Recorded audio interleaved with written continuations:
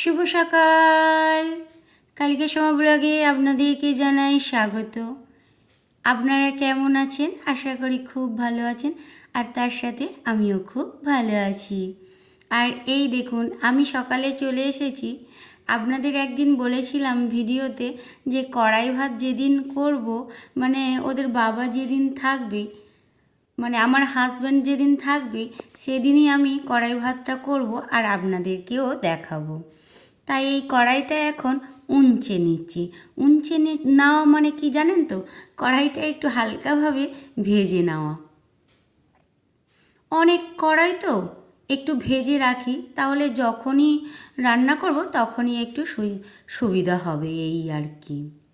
তাহলে এখন আমি কড়াইগুলো আস্তে আস্তে ভেজে নিই। খুব জোরেও দেব না, মানে আর খুব আস্তেও দেব না, মিডিয়াম আঁচে কড়াইগুলোকে ভাজতে থাকি। খুব বেশি ভাজা হবে না, কড়াই থেকে একটা সেন্ট বার হবে, সেই সেন্ট বার হলেই তারপরে আবার বন্ধ করে দেব। আর খুব জোরে দিলে কড়াইগুলো চুঙে যেতে পারে, তাই আর জোরে দেব না, মিডিয়ামে ভাজতে থাকি।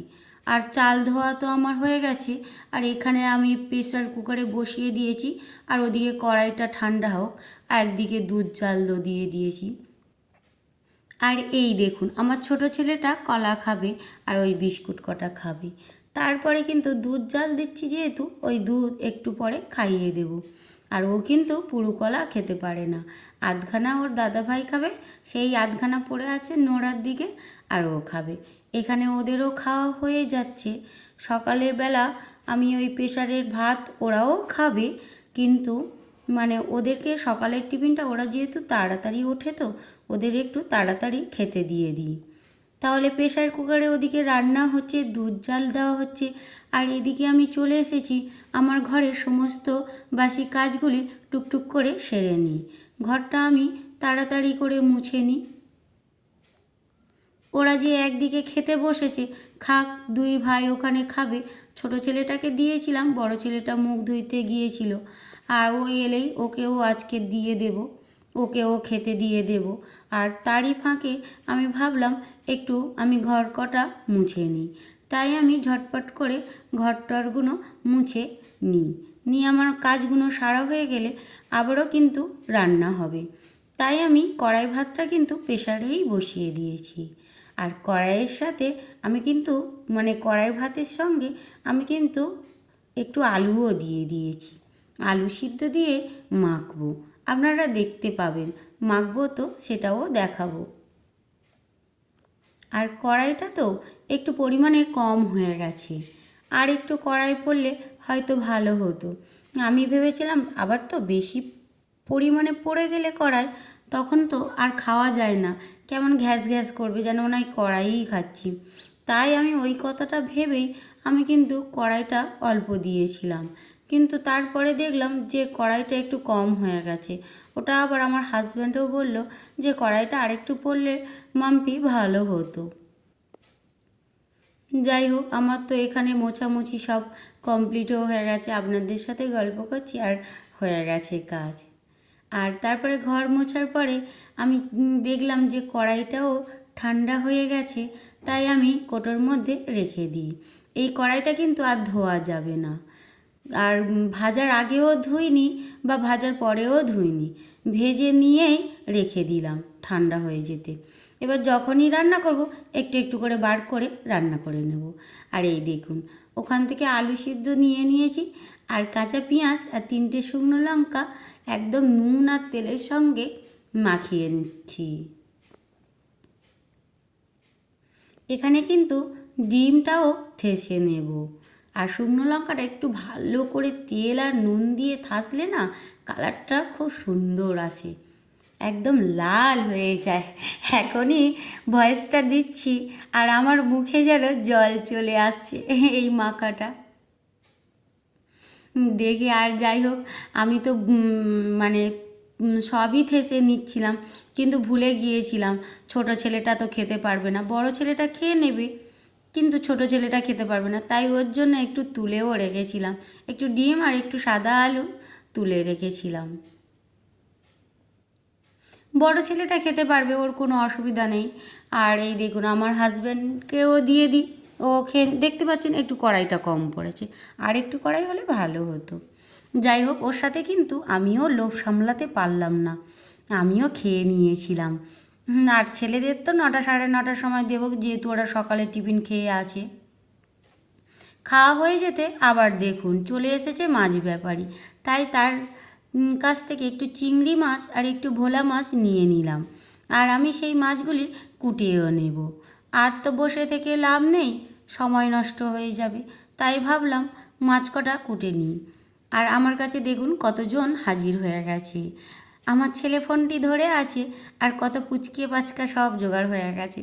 ওদেরকে সরে যেতে বলছিল, আমি বললাম না থাক, ওরা থাকলে কোনো অসুবিধা নেই, আমি তো ভয়েসটা কমিয়ে দেবো, বাবা ওরা থাক। তারপরে আবার দেখুন দুপুরের রান্নাতে চলে এসেছি। ওদের আর যে মাছটা করলাম, ভোলা মাছ নিয়েছিলাম, সেই মাছটা কিন্তু রান্না হবে না। এই রুই মাছ ছিল, ওদের জন্য দেব। আর নিহেরে মাছটা ছিল, নিহেরে মাছটা ঝাল করে নেব। এইটা করে নিলাম দুপুরে। আর ওদের জন্য, ওরা নিহেরে মাছ খেতে চায় না। ছোট ছেলেটা খাবে একটু, বড় ছেলেটা মোটে খেতে চায় না, তাই ওদের জন্য রুই মাছ দুটো দিয়ে দিয়েছি। আবারও আপনাদের সঙ্গে দেখা হচ্ছে সেই সন্ধ্যাবেলায়। এইটা ভিডিওটা আমার হাজব্যান্ড করে দিচ্ছে। বড় ছেলেটা তো পড়তে চলে গেছে, আর আবারও আমি আমার শাড়ি নিয়ে বসে পড়েছি।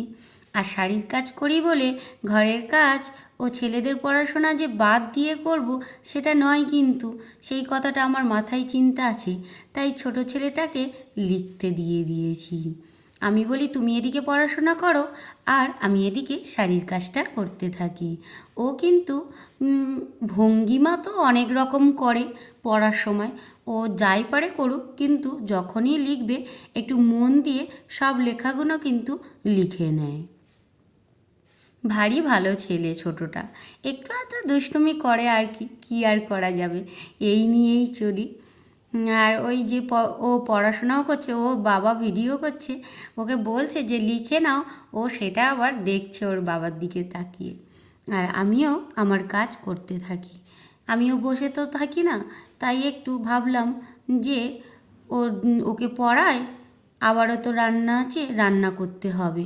ওই শাড়ির কাজ খানিকটা করে নেব, ওকে পড়ানো হয়ে যাবে, দুটো কাজই হয়ে যাবে। বলে না এক ঢিলে দুই পাখি, সেটাই হয়েছে আমার।